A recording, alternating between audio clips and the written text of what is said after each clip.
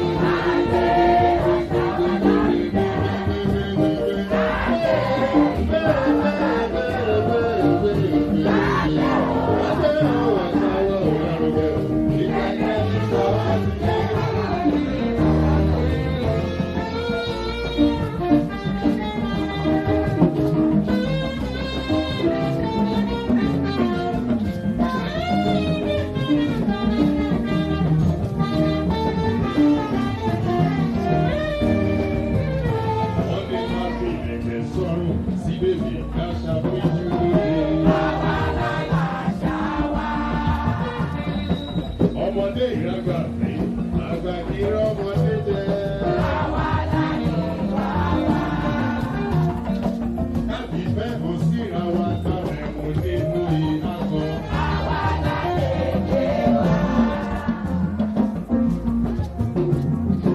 Yorùbá ló ti wà rere. Mo ní a kì í hùwà ìbàjẹ́ nílé lóko lẹ́yìn òde o. Onírìṣà ló ní ká mú ìṣẹ̀ṣe wá sí ìrántí káṣà wa máa máa parọ́.